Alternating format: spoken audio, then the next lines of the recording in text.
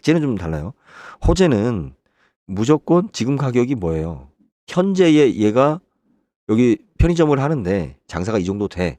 그럼 이건 뭐 5병짜리인데 한 5억 정도 합니다. 이게 아니에요. 예.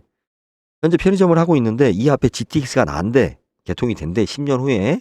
그래서 이 편의점의 매출로 봤을 때는 입지로 봤을 때는 5억 정도밖에 가치가 안 돼요. 현재 가치는.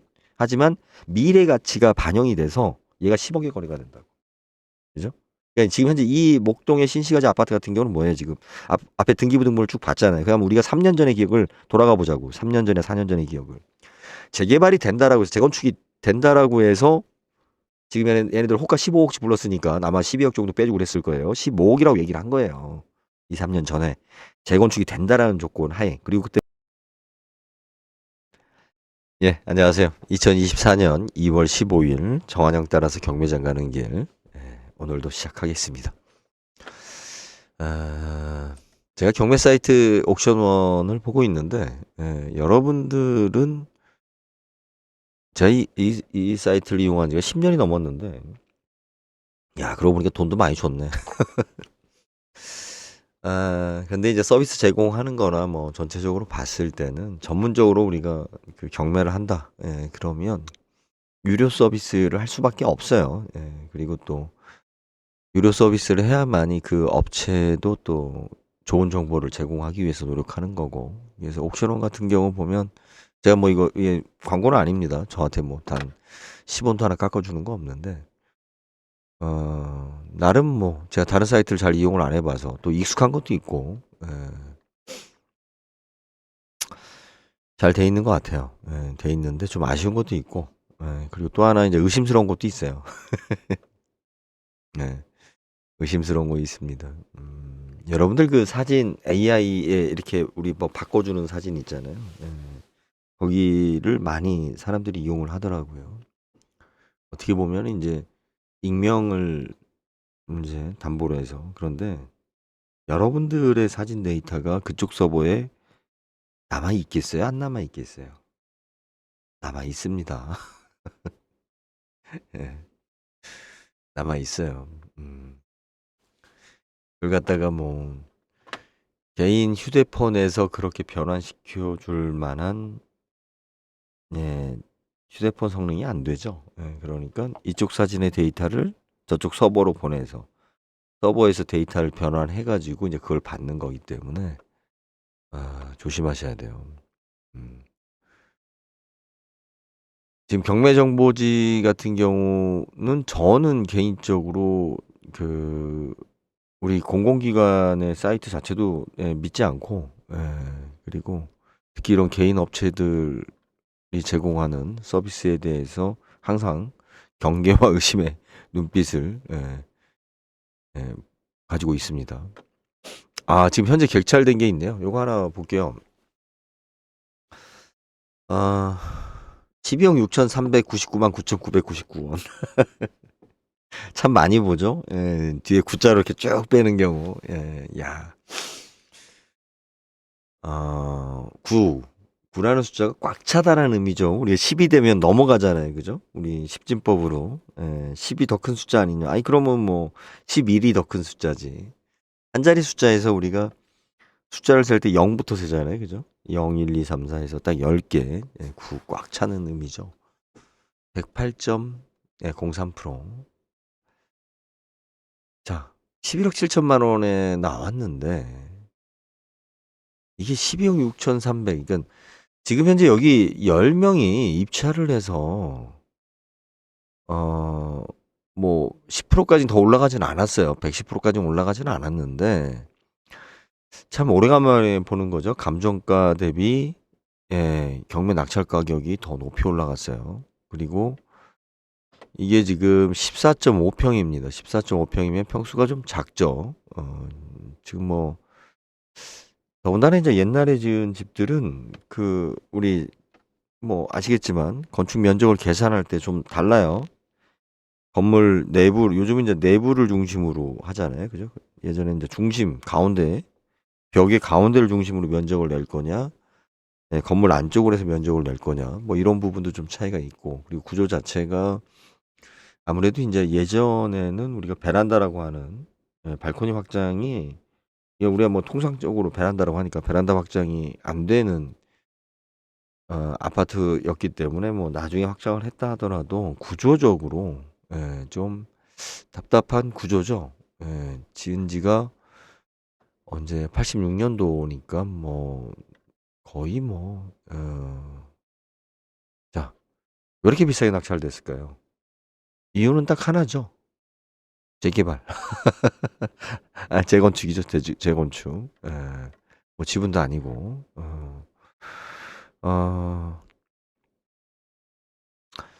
낙찰자가 뭐 누군지는 근데 인제 양천구에서 같은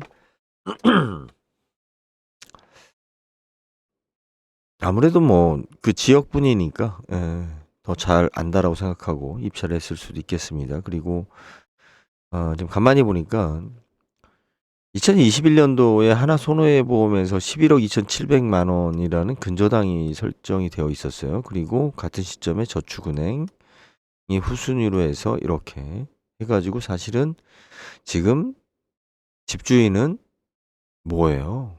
집값보다 더 많은 빚을 뺐어요. 그죠? 하나손해보험만 10억을 청구했습니다. 그러면 나머지 후단까지 들어가게 되면 집주인은 뭐 손해 본 게 없습니다. 뭐 어차피 뭐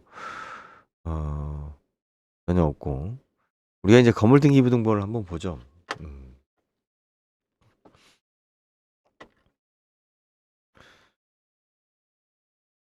이게 지금 뭐 다른 거 다 뭐 빼죠. 대주권 비율이 43.37, 뭐 거의 뭐 1대1인 것 같아요. 건물하고.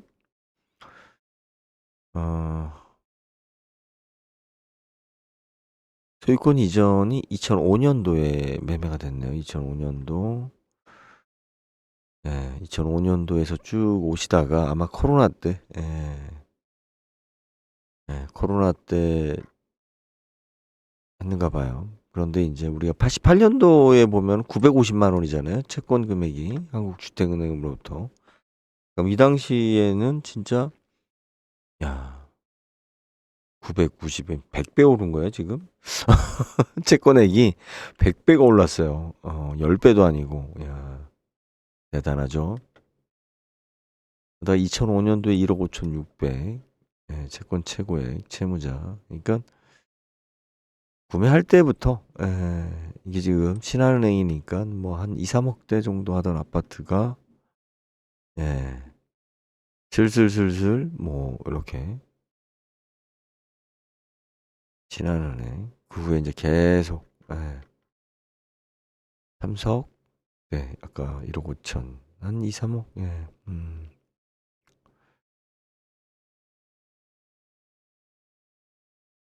자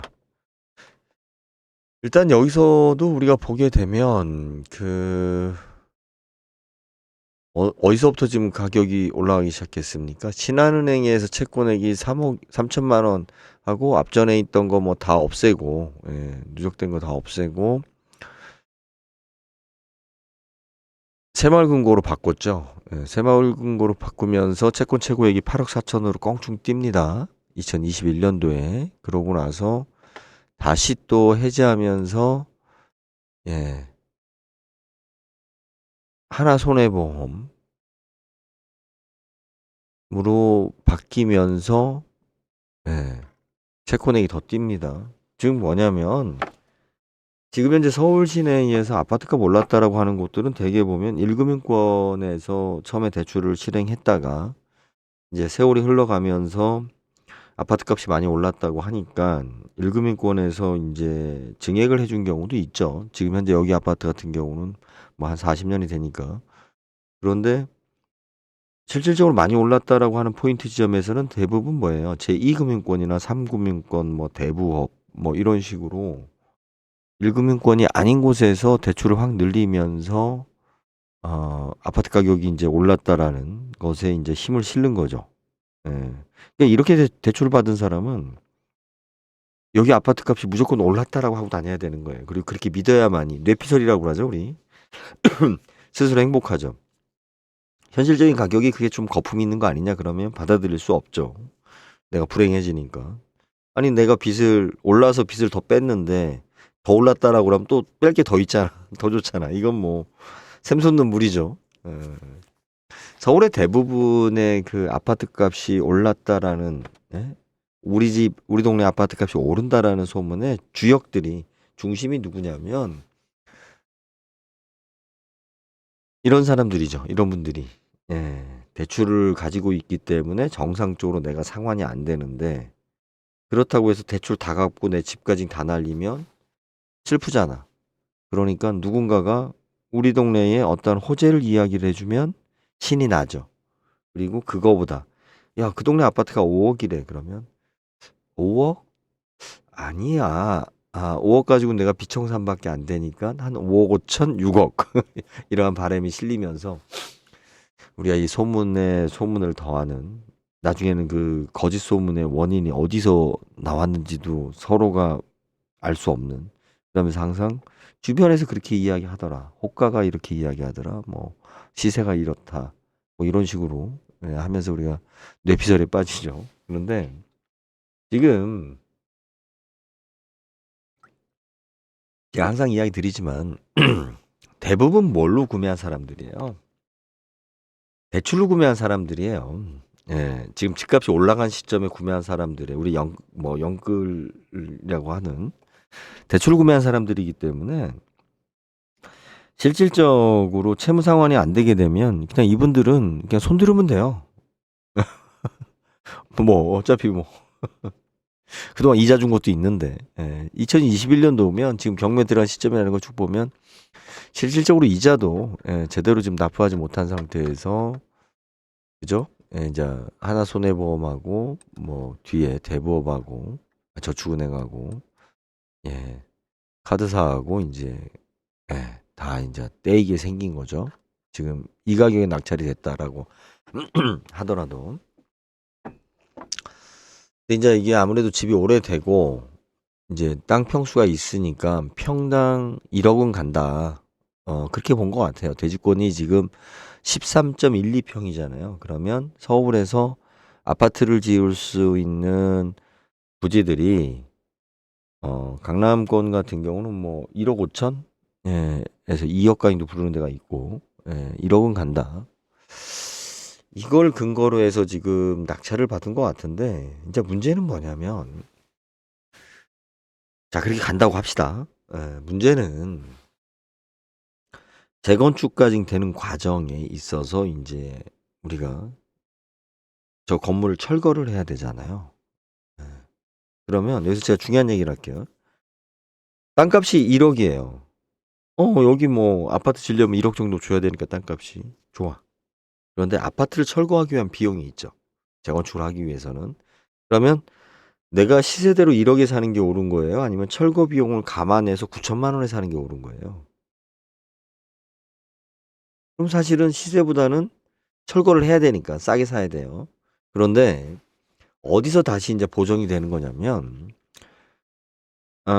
건설회사 입장에서도 그렇고 내가 만약에 빈 땅, 우리 나대지를 사가지고 아파트를 지으려고 하면 내가 땅을 매입하는 금액에 대한 이자에 대한 리스크가 있죠.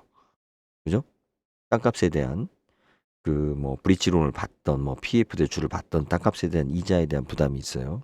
그리고 또 하나 이제 아파트를 다 졌어. 그러면 분양을 하잖아요. 그럼 분양을 하기 위한 리스크가 있어요. 무조건 뭐 서울이면 막 사람들이 몰려오고 뭐 분양이 다 성공하고 그런 거 아니에요.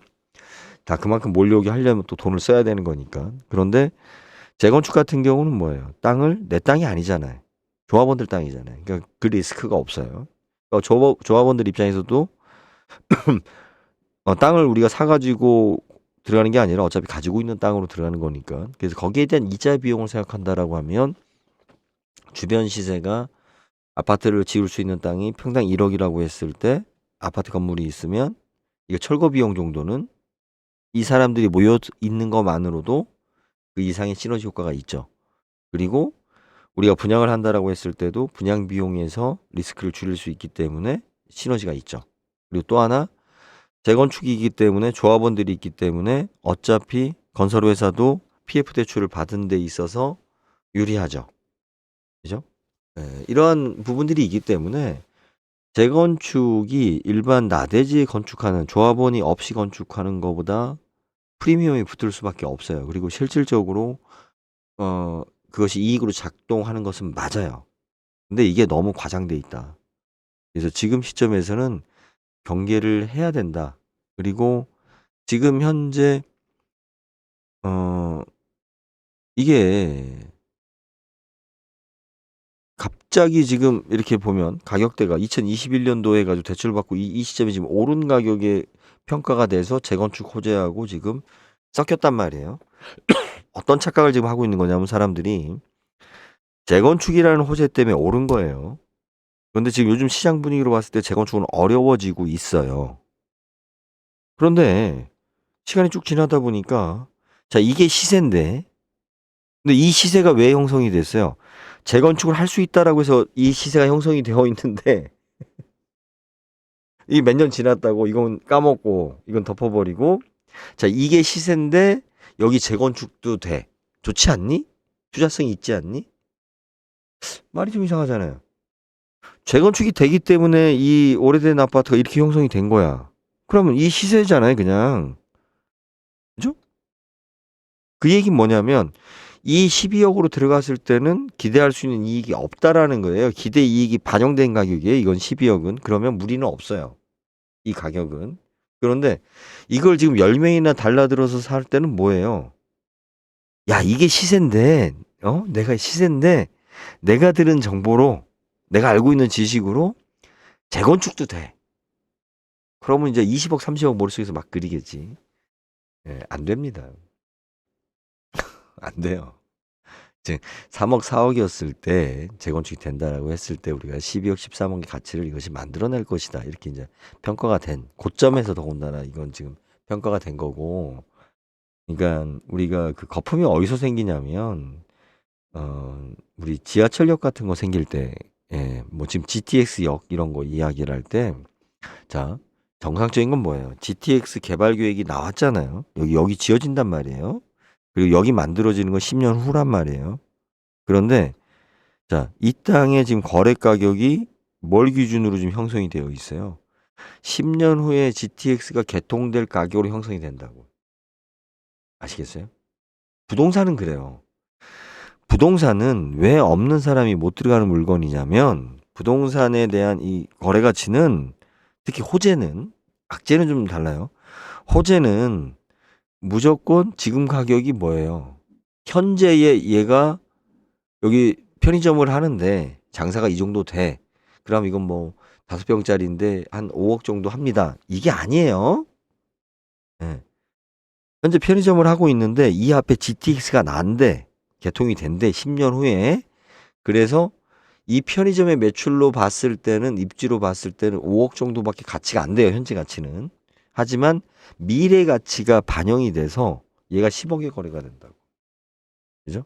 그러니까 지금 현재 이 목동의 신시가지 아파트 같은 경우는 뭐예요? 지금 앞에 등기부등본을 쭉 봤잖아요. 그러면 우리가 3년 전의 기억을 돌아가 보자고. 3년 전에 4년 전의 기억을. 재개발이 된다라고 해서 재건축이 된다라고 해서 지금 얘네들 호가 15억씩 불렀으니까 아마 12억 정도 빼주고 그랬을 거예요. 15억이라고 얘기를 한 거예요. 2, 3년 전에. 재건축이 된다라는 조건 하에. 그리고 그때 분위기 좋았죠. 제가 봤을 땐 좋은 분위기는 아니었는데 그거는 실제 업무를 하는 사람 입장에서 봤을 때는 불안한 시장이었고 일반 사람들한테 소문 난 거는 좋았다는 소문이 있었으니까 그 기준으로 15억, 16억대 형성이 된 게 지금 경매에 나왔단 말이에요. 11억에. 그러니까 12억에 지금 들어갔잖아요. 낙찰이. 그죠? 그러면서 이분들은 어떤 생각을 하냐면 이게 시세인데 여기에 재건축이라는 옵션이 있어. 그럼 미래 투자성이 있는 거 아니야? 그래서 항상 우리가 상투에 잡고, 그죠? 상투 잡는다는 얘기 하죠. 주식도 그렇고. 90% 이상의 사람들이 실질적으로 이런 실수를 합니다. 평가를 할 때. 그죠? 여러 가지를 생각해야 돼요. 이게 지금 여기에 아파트를 새로 져가지고, 고층 아파트를 져가지고 분양을 했을 때, 그러면 신규로 건축되는 비용하고, 내 재산 가치가 얼마나 늘어날 수 있을까? 늘어날 수 있는 게 뭐가 있어요? 어? 그렇잖아요. 그러면 여기 땅이 갑자기 2억짜리가 돼야 되잖아. 대지권이 13.12평이에요. 자, 우리가 아무리 많이 쳐줘도 여기 뭐 용적률하고 뭐 여러 가지 찾아야 되겠지만, 자, 1억 5천 친다고 해도 평당 1억 5천에 아파트 져가지고는 맞지는 않아요, 사실은. 그죠? 그럼 19억 5천이에요. 예, 올라갈 수 있는 범위가. 아? 여기에 뭐, 그죠? 그럼 내가 12억에 사서 19억 5천이 되면, 한 6, 7억이 남는 거 아니에요? 이렇게 생각하실 수 있죠. 어느 세월에. 여기 문제는 뭐냐면 시간이죠, 시간. 어느 세월에. 예. 이게 지금 86년도고 여기가 음마아파트하고 한 7년 정도 늦게 지금 된 걸로 봤을 때는 힘들어요. 예. 하긴 하겠지만 점점 재건축이 넘어야 될 산이 많습니다. 넘어야 될 산이 많아요. 예. 더군다나 뭐 복도형이라서 복도형은 세대 수가 많죠. 예. 아이고야 좁다. 예. 방, 거실. 통로죠, 통로. 방이죠, 뭐. 예. 아, 아. 자, 요런 물건은 그 증여를 하기 위한 물건으로 생각하시면 돼요. 그러니까 나중에 이제 뭐 5년 후에 지금 때려 부시고 들어가도 5년 걸릴 텐데 5년 후에 10년 후에 내 자녀가 물론 뭐 저 같은 사람들은 뭐 생각도 못하는 금액인데 여유가 있는 분들은 내가 이제 10억 증여를 하고 실질적으로 얘가 나중에 한 20억 정도 되는 물건을 받으면 내가 나중에 20억 증여나 상속을 했을 때 내는 세금보다 지금 10억을 줬을 때 내는 세금이 정식으로 신고를 해도 유리하죠. 그래서 재건축 재개발 물건을 가장 많이 선호하는 사람들이 자산가들 중에 증여를 목적으로 하고 있다는 거 여러분들 좀 기억을 좀 해두십시오. 이게 그런 걸 떠드는 사람들이 없어요. 그 얘기는 뭐냐면 그냥 어그로만 끌기 위해서 떠드는 애들이지. 장성군에 이게 나왔네. 제가 아는 지역이라 3개면 상도 씨 미치겠다. 어디야? 아, 저 호수 앞인데. 여기 분위기 좋죠. 내가 봤을 때는 맞는데 3개면 상둘이면. 자, 이거 어디예요? 나 참 미치겠다. 씨. 아, 예, 예. 제가 아는 어, 지역입니다. 아이고야. 요즘 뭐 축사가 속해워가지고 뭐 돈을 못 벌어서 그래요. 사모 부화장이니까 닭이구나. 아이고야. 씨. 닭장이었습니다.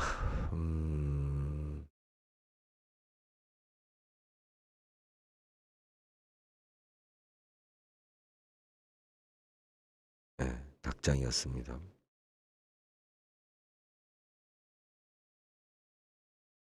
강제경매를 사모 부화장.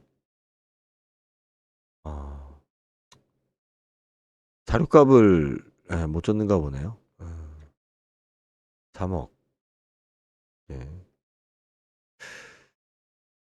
1200평.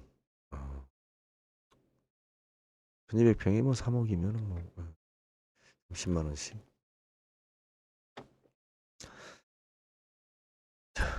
이제 이런 거는 뭐 그리 관심 있는 분이 없을 것 같고. 자, 지금 현재 뭐 경매 아까 보니까 또 나와 있네. 현재 개찰 중. 입찰 중, 개찰 중. 대구 본원. 대구 볼까요? 아유, 대구는 뭐 자동차는 알겠습니다. 뭐 그렇게 뭐 기대 안 해도. 예. 인천. 예.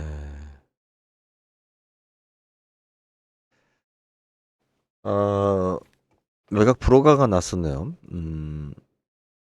8억짜리가 떨어지고 해서 지금 5억 8,700에 7,700원. 예, 7자 행운이 왔습니다. 뭐 이분도 667. 아, 아깝겠다. 예. 다가구 주택이네요. 예, 근린 생활하고 쭉 있는데 이제 보증금 4천만 원, 1천만 원에서 뭐 5천만 원 정도 인수를 한다라고 하더라도 뭐 큰 문제가 없으니까 입찰들을 했겠죠. 다가구 주택입니다. 자, 봅시다. 5억 8,700에서 뭐 인수하고 뭐 배당을 받든 뭐 하든 자, 좀 육지로 들어간다고 했을 때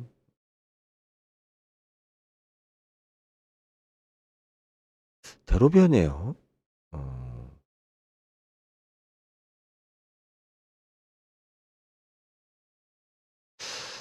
우편안 보니까 건물은 좀 된 것 같죠. 관리 상태도 뭐 그렇게 써. 뭐 이런 거야 뭐 청소하고 페인트 칠하면 되는 거니까. 1층은 페인트 가게가 있네요. 상가가 있고 위에는 뭐 정보가 뭐 이딴 식이야.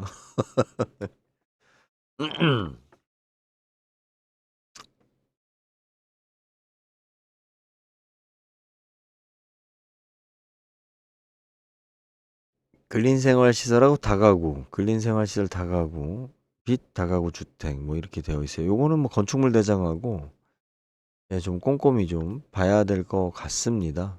왜 그러냐면 이게 이제 상가였다가 뭐 저걸로 바꿀 수도 있고요. 가구로. 크게 음식점, 소매점. 2층이 사무소, 3층이 다가구 주택 한 가구. 그죠? 2층은 사무소고 3층. 음.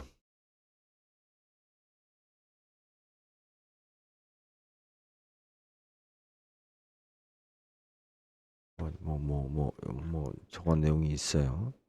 4층 다가구, 5층 다가구. 야, 이게 이제 우리 은퇴하는 사람들이 가장 예전에 선호했었던 물건이죠. 1, 2층에 세 받고, 1, 2, 3, 4층 세 받고, 내가 5층에 살고. 아, 나 5층 뜨겁겠다. 그래도 뭐 되게 보면 주인이 5층에 살려고 그래요. 그렇게 하고, 나머지 세 받고, 그러면 뭐 월세 기준으로 했을 때 뭐 130 좋다.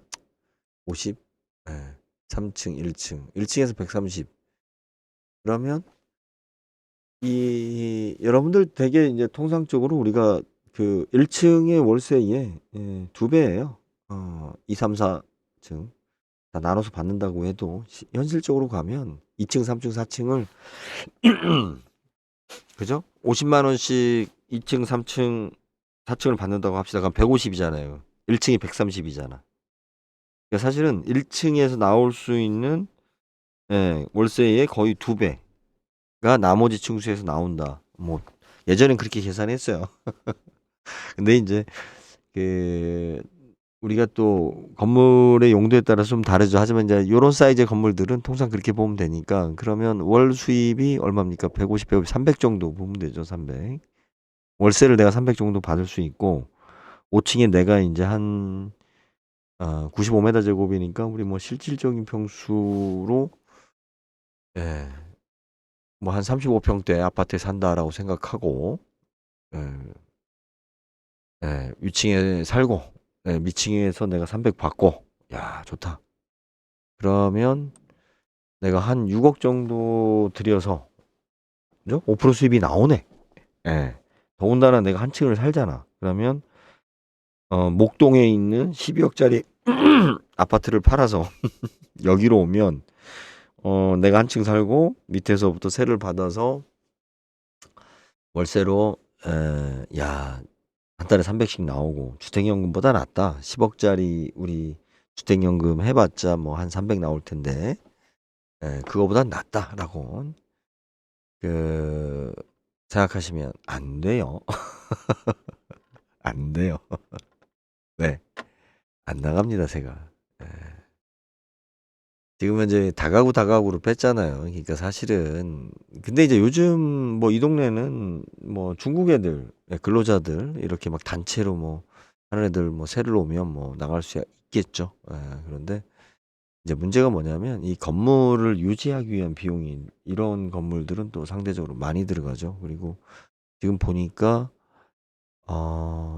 엘리베이터가 있던가요? 제가 보기에는 아까 건축물 대장을 볼 걸 그랬나? 엘리베이터가 없는 것 같은데. 예.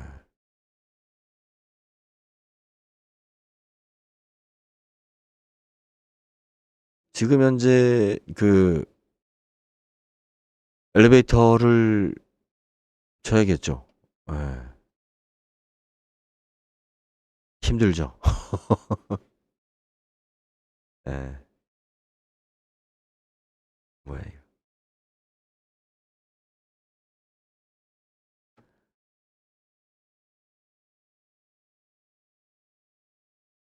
이게 왜 이렇게 눈에 안 들어오냐.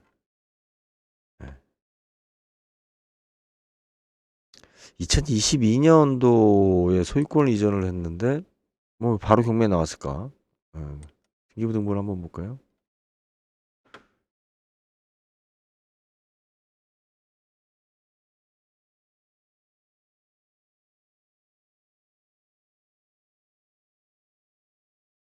94년도. 일단 2002.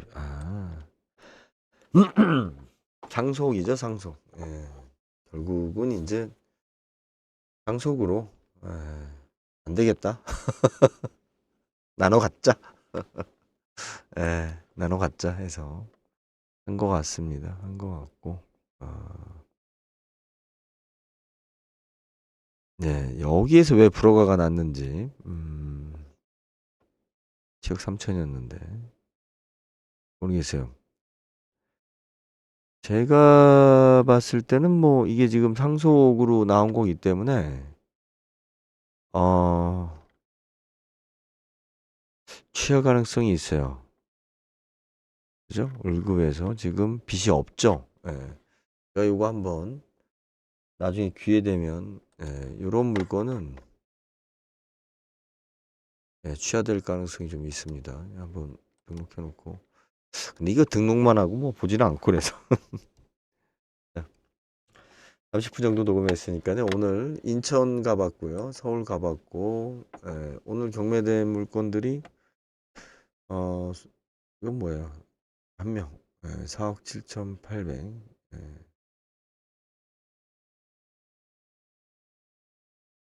이건 뭐야?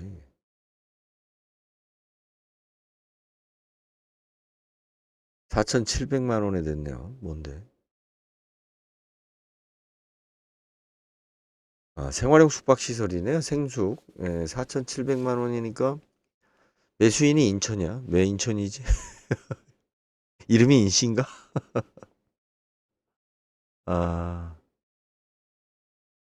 그죠. 생숙.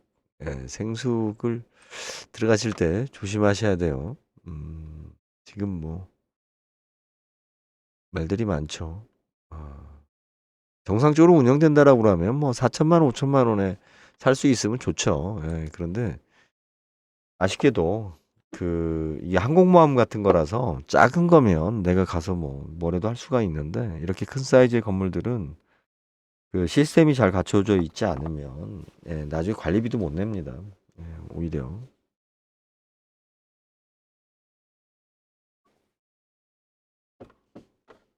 자, 오늘 가볍게 서울하고 인천 물건 봤습니다. 자, 여기까지 일단은 전형 따라서 경매장 가는 길 여기까지 하겠습니다.